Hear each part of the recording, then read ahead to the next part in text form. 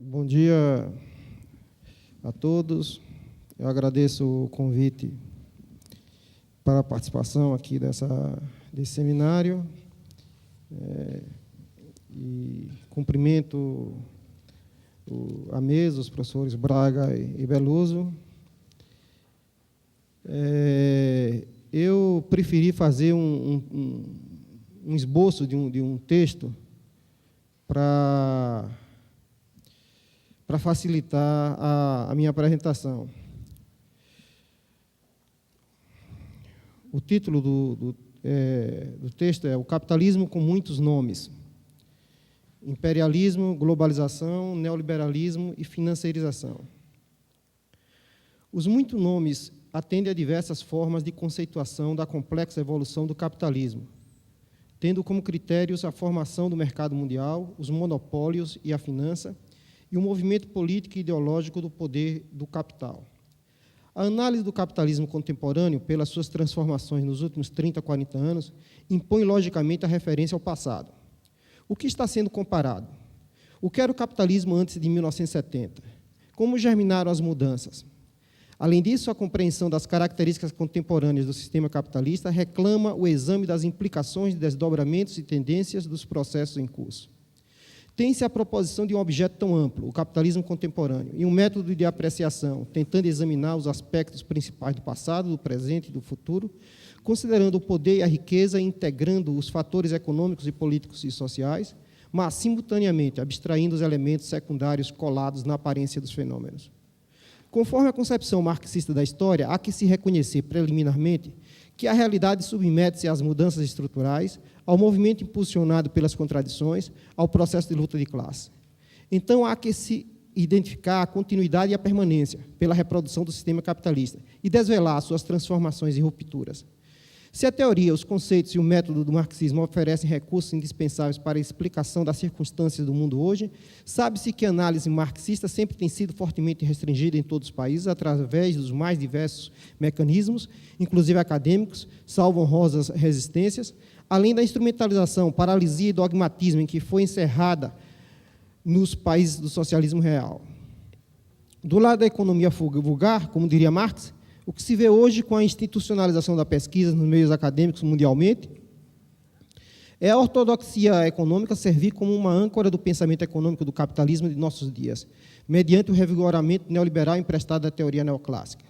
Assim, na economia campeia a retórica da ideologia burguesa e a irrelevância ou irrealismo dos estudos, com base no individualismo metodológico e nas notas forçadas da harmonia, do equilíbrio ótimo, da eficiência dos mercados e da supremacia das estruturas de incentivo dos direitos de propriedade privada. Portanto, o esforço de análise e crítica do capitalismo contemporâneo é, ao mesmo tempo, uma volta a Marx, ao lado das necessidades de desenvolvimento da teoria marxista, modificação de conceitos à luz de novos problemas, novas exigências. Pelo que se divulga hoje, haveria um maná disponível jorrando abundante e que está sendo colhido sofregamente com a compra de ações por todo e qualquer indivíduo esperto e previdente. O espetáculo impressionante e avassalador dos mercados financeiros internacionais, com direito às emoções trombeteadas pela mídia, gera o risco de se tomar a realidade tal como ela se apresenta apenas em aparência, não obstante o importante registro factual.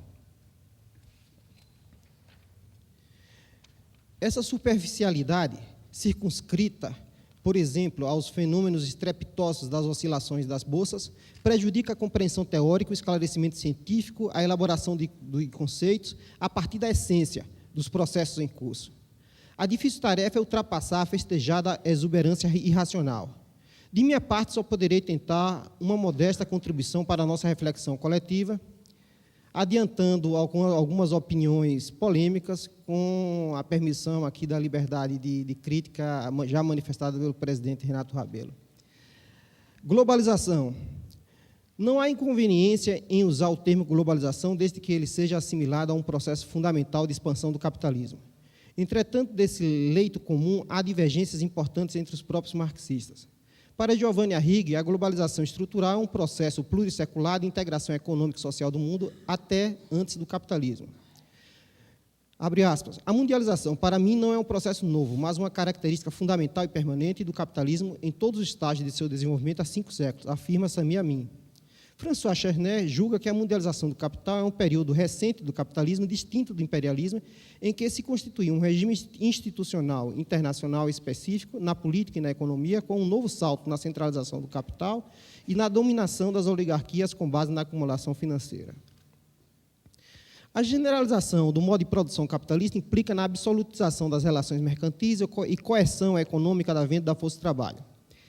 Se tudo passa a ser mercadoria, há um impulso à acumulação com aumento incessante de produtos. Surgem novas necessidades e novos bens, inclusive com as mudanças culturais. Incorpora-se mais espaço geográfico para a valorização do capital. Internacionalizam-se os processos produtivos com a quebra das cadeias produtivas dos países subdesenvolvidos. Diminui relativamente o peso da absorção de mais-valia através de exportações de mercadorias e de capitais, porque hoje, na globalização, as empresas transnacionais aprofundam sua presença nos países dependentes, extraindo diretamente o valor excedente. Esse desenvolvimento recente ampliou as contradições imanentes entre a socialização da produção e a apropriação privada, entre o desenvolvimento das forças produtivas e as relações sociais de produção. Há uma grande novidade na primeira década do século XXI.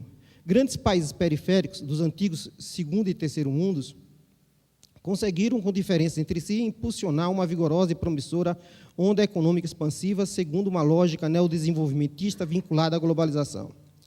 Esses chamados emergentes têm seu grupo principal formado por Brasil, Rússia, Índia e China. Aparecem algumas projeções otimistas apontando para, nas próximas décadas, o deslocamento do centro da globalização para esses países. A incorporação da China e da Índia no espaço do capitalismo global, além da reorganização do leste europeu e da Rússia e da recuperação da América Latina, significou, inegavelmente, uma poderosa alavanca para a acumulação de capital. Mercados, mão de obra abundante e preparada e recursos naturais são mobilizados para gerar a produção em grande escala, redução de custos e compensação para as pressões baixistas de lucratividade nos países centrais. O Estado assegura ou encaminha-se para assegurar a acelerada ampliação da infraestrutura econômica requerida para a produção e o comércio exterior. As oligarquias nativas nesses países associam-se à camada superior dos capitalistas beneficiários da globalização, festejando a chuva de negócios e lucros, enquanto recrudesce a polarização de riqueza no mundo. Abriram-se as comportas para a enxurrada da superexploração de milhões de trabalhadores no curso da produção do agronegócio brasileiro e argentino e dos bens manufaturados da China e da Índia. Neste sentido, do ponto de vista dos interesses dos trabalhadores atacados por brutal exploração hoje no mundo, cabe registrar uma passagem do Capital, onde Marx, reportando-se a um deputado inglês, anotava, abre aspas, que não se trata somente de reduzir os salários ingleses ao nível do continente, mas de fazer descer em um futuro mais ou menos próximo o nível salarial europeu ao nível chinês, fecha aspas. As empresas das oligarquias nativas já aceleram seu processo de internacionalização com capitais centralizados, com exportação de capitais, obedecendo à implacável coerção imposta pela concorrência, pelos mercados e pela lei da acumulação. É evidente que, além da convergência com os capitais globais, no sentido de fazer avançar as condições favoráveis ao crescimento econômico global, surgem disputas entre os interesses políticos e empresariais nativos dos países emergentes e as motivações das oligarquias dos países avançados. Basta olhar as disputas na OMC, por exemplo, entre as empresas do agronegócio do G20 e o protecionismo dos Estados Unidos e Europa. Basta olhar a quebra de braço de norte-americanos e europeus com os chineses acerca da política cambial.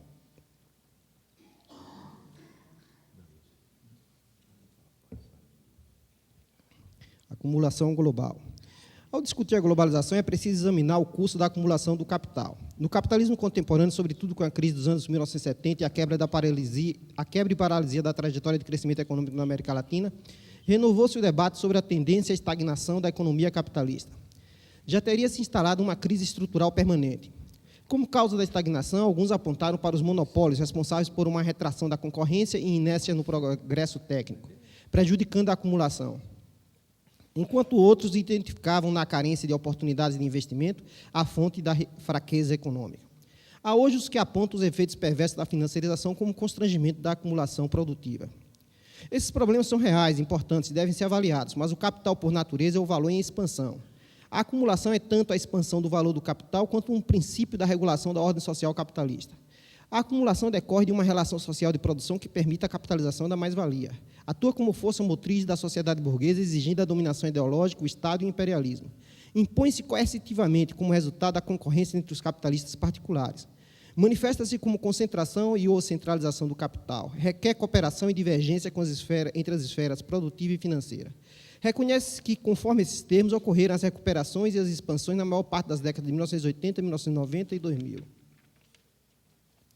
Contudo, cabem algumas ressalvas. Houve importantes quedas da acumulação, configurando as crises e recessões, com desemprego em massa e destruição de capitais em 1974 75, 1980 82, 1990 91, 2001 2002. A acumulação de capital ocorre em ritmo mais desigual de desenvolvimento entre países, regiões e setores. A maior parte dos últimos 30 a 35 anos registrou taxas médias decrescentes da economia mundial. A segunda maior economia do mundo, o Japão, sofreu uma década de estagnação nos anos 1990. A Europa, sob a influência de políticas econômicas deflacionistas, amargou por quase 15 anos crescimento medíocre e desemprego massivo. A estabilidade financeira agudizou-se com a volatilidade cambial e a tendência à elevação das taxas reais de juros, em combinação com a mobilidade dos fluxos de capitais sob a égide da especulação centuplicada. Essa instabilidade articula-se em sua origem e em seus efeitos com as condições da acumulação produtiva.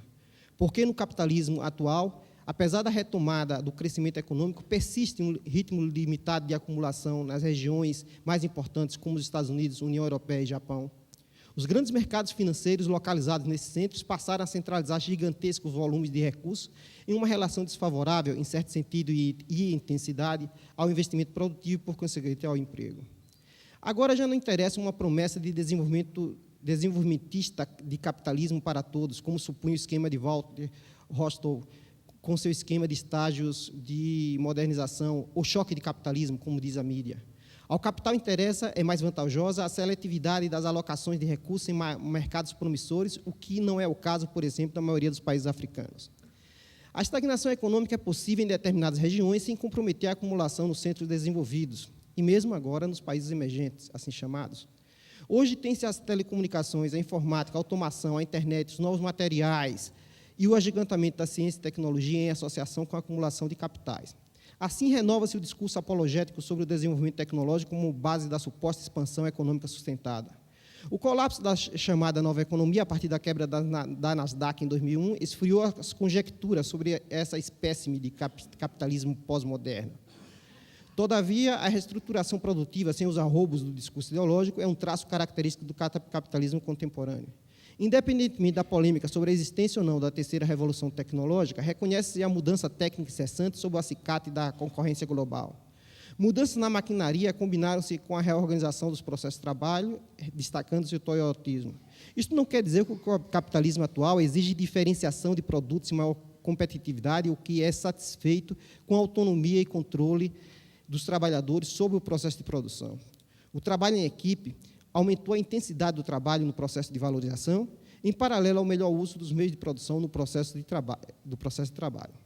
A organização técnica do processo produtivo, a automação e o desemprego continuam a operar como meios de controle do trabalhador. A externalização de algumas atividades com a terceirização e a subcontratação, além da entrada no mercado de milhões de trabalhadores na Ásia, repercutem desfavoravelmente sobre a autonomia dos trabalhadores. Os meios de produção são de propriedade capitalista e são utilizados para extrair a mais-valia. Ainda é assim. Aumentou o controle sobre os salários com a ampliação do exército industrial de reserva. Contraiu-se com as telecomunicações e os transportes o tempo em que o capital circula como força de trabalho, meios de produção e mercadoria, em favor de sua persistência ampliada como dinheiro. O modo de produção capitalista, apesar das peculiaridades aportadas pela realidade concreta e pelo desenvolvimento histórico, com diferentes experiências e estruturas nacionais, tem como elemento central o trabalho. Mantém-se o trabalho e a natureza como a fonte da riqueza, mas salta aos olhos que se exacerbou a apropriação privada dos frutos do trabalho social com piora da distribuição de renda. No que diz respeito à natureza, a análise marxista deve contemplar com mais relevância a questão ambiental. O capitalismo, além da contradição social, conflita com o meio ambiente. A produção com objetivo de lucro ocorre, expande-se, com danos, desperdício e previsível esgotamento de recursos naturais chaves. A degradação da natureza repercute em alguns lugares, como piora das condições de vida das massas trabalhadoras, além dos problemas mais amplos, como as mudanças climáticas. Acompanhando a lógica da acumulação e do consumismo, os países emergentes participam e participarão cada vez mais da geração de problemas ambientais graves, com os modelos de desenvolvimento baseados no petróleo e na petroquímica, no carvão mineral, no automóvel, no agronegócio. Processo histórico. A análise do capitalismo contemporâneo tem como referência o modelo abstrato de capitalismo puro em geral, conforme a teoria e os conceitos marxianos. No nível concreto de análise, como tem sido a revolução econômica? O capitalismo histórico registrou extensa e profunda oscilação ao cair na depressão da década de 1930, de um lado, e ao experimentar espetacular, não obstante seu caráter de exceção, expansão econômica acelerada entre 1950 e meados dos anos 1970, de outro lado. A vantajosa supremacia econômica dos Estados Unidos, a reconstrução da Alemanha e do Japão e a industrialização rápida de alguns países dependentes articularam-se com o compromisso keynesiano no centro e o estado do nacional-desenvolvimentismo na periferia. Na base dessa configuração do capitalismo, operava uma relação de força entre trabalho e capital, com as lutas partidárias e sindicais dos trabalhadores, além do desafio e disputa da União Soviética e do campo do socialismo real. Aqui tem uma citação de Eric Hobsbawm. A uma era de catástrofe que se estendeu de 1914 até depois da Segunda Guerra Mundial, seguiram-se 25 ou 30 anos de extraordinário crescimento econômico e transformação social, anos que provavelmente mudaram de maneira mais profunda a sociedade humana que qualquer outro período de brevidade comparável. Neste período, espalhou-se a indústria do anticomunismo, com as ações diretas da CIA e do Pentágono, no contexto da chamada Guerra Fria. Ao lado da descolonização e dos avanços nas reformas sociais e trabalhistas, graçaram as guerras coloniais e as ditaduras nos países periféricos com a intervenção militar direta ou apoio das grandes potências, sobretudo dos Estados Unidos. Foram estruturadas novas formas de dominação econômica, tecnológica e financeira, com destaque para o papel das multinacionais, mesmo dos países que se industrializaram e alcançaram um patamar de semiperiferia, como o Brasil, Argentina e México. Na década de 1970, o crédito dos bancos internacionais para os países dependentes, ajudando a reciclar os chamados petrodólares, levou a elevado endividamento na América Latina. Com a crise da dívida, cessaram os fluxos de capitais privados. Porém, nos anos 90, nos marcos da globalização econômica e da liberalização financeira, sob a necessidade de fuga da grande desvalorização dos ativos mobiliários e imobiliários em 1990 e 91 nos Estados Unidos e também no Japão, os capitais privados foram atraídos pelas elevadas taxas de juros, pelos preços baratos no mercado acionário e pelas privatizações da América Latina na década de 90, nas mãos de poucos. Lenin chamava a atenção da própria livre concorrência nasciam os monopólios, embora isso não significasse, obviamente, a abolição da competição entre os capitais. A concorrência levava à acumulação, concentração e centralização de capitais e de produção, gerando os monopólios. Então, hoje, a liberalização e a globalização da concorrência favorecem decisivamente a concentração e centralização de capitais nas mãos de poucos, confirmando a lei de movimento já formulada por Marx. Hilbert mostrava que as principais empresas da sociedade anônima são controladas por uma oligarquia, um grande capitalista, um banco. A concentração, dizia mais, a concentração das empresas compondo associações monopolistas sob o incentivo e interesse dos bancos distinguia-se e processava-se mais velozmente que a concentração da propriedade. De outro modo, essa própria cartelização das empresas impulsionava a concentração bancária. Hoje, as fusões e aquisições tomaram contornos internacionais mais marcantes. Ademais, além dos interesses dos bancos, a centralização dos capitais tornou-se uma operação necessária para a valorização dos mercados acionários. Os fundos de pensão e os fundos de investimento empenham-se em especular com a participação e o controle acionário das empresas, gerando-se as chamadas governança corporativa. Além da concorrência internacional no mercado de produtos entre as firmas, há agora o acicate do princípio do valor acionário, que pode contrapor a lógica financeira à lógica empresarial e produtiva. A centralização é estimulada pela busca dos superlucros, tanto na dominação dos mercados e das fontes dos recursos naturais, nos marcos da globalização, quanto na especulação financeira. As fusões e aquisições em 2006 no mundo atingiram a fabulosa cifra de 3,8 trilhões de dólares, crescendo 38% em relação ao ano anterior. Conforme o Banco de Compensações Internacionais, essas operações, muito alavancadas, contavam apenas com 12% do dinheiro próprio ou ações dos compradores, enquanto na década de 1990 esse percentual era de 50%. O financiamento está sendo obtido com empréstimos e recursos dos chamados investidores institucionais, inclusive os especulativos hedge funds. Portanto, a centralização corporativa em curso envolve riscos e novos fatores potenciais de instabilidade financeira global.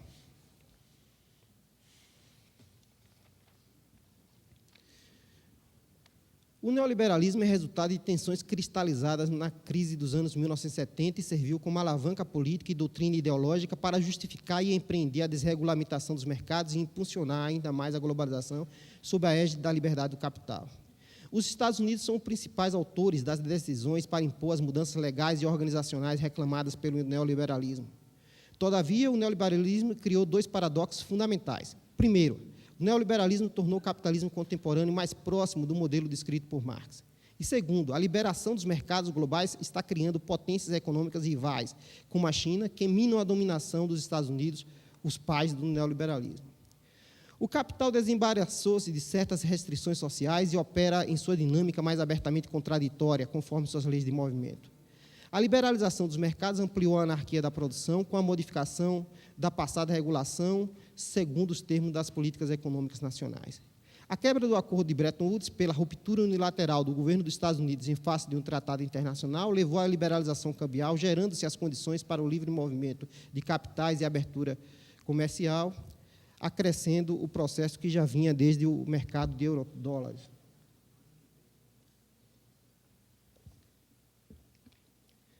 Financiarização. Hoje, a superacumulação de capital expressa-se no âmbito da esfera financeira mundial. O aumento da dívida pública favoreceu a financiarização. A instauração da flutuação cambial em 1973 levou à especulação e hipertrofia dos mercados de câmbio, à revelia das necessidades produtivas e comerciais. O capital portador de juros está cada vez mais dominando e redefinindo o circuito do capital industrial. Assim, as formas funcionais do capital dinheiro, do capital produtivo e do capital mercadoria se inscrevem em uma circulação subordinada à lógica do capital especulativo parasitário. Mas dominação não é exclusão. A existência da esfera financeira depende da continuidade e expansão das pulsões sobre a mais-valia extraída no processo produtivo. A finança segue a produção, mas a lógica financeira domina a lógica produtiva.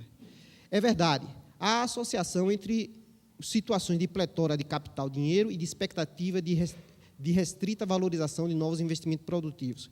Mas essa relação se complica se as condições de superprodução de mercadorias e superacumulação de capital tornam-se mais efetivas por conta da globalização em curso, como atesta, por exemplo, a participação chinesa, tanto na produção como no comércio mundial. Marx já explicava a autonomização do capital dinheiro como capital portador de juros, buscando a sua valorização na própria esfera financeira, fora do capital em função. O que mudou? Com o surgimento dos grandes bancos e dos monopólios pelas sociedades de ações, Hilvard cunhou o conceito de capital financeiro para expressar a associação entre o capital bancário e o capital industrial, com a dominação do primeiro em relação a este último. Seguindo Hilvard, Lane definiu o capitalismo como imperialismo, que era resumido como dominação dos monopólios. Alguns países já tinham se tornado rentistas, dizia Lane.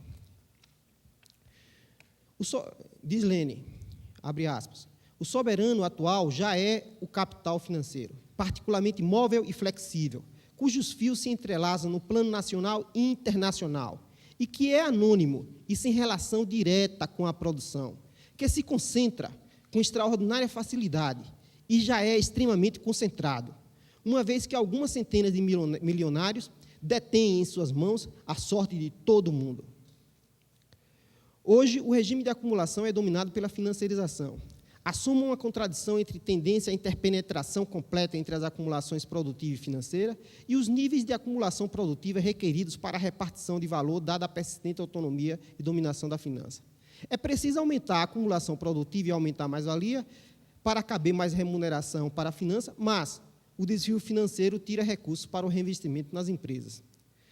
O capital fictício é constituído pelo cálculo da apropriação de valores da renda futura, embora originalmente o capital já não exista, como no caso do gasto público, ou ele não possa ser duplicado, como no caso da existência real e paralela do estoque de capital, meios de produção, existentes nas empresas. Diz Marx, abre aspas, a formação do capital fictício chama-se capitalização. Cada receita que se repete regularmente é capitalizada em se calculando na base da taxa média de juros, com a importância que um capital emprestado a essa taxa de juros proporcionaria.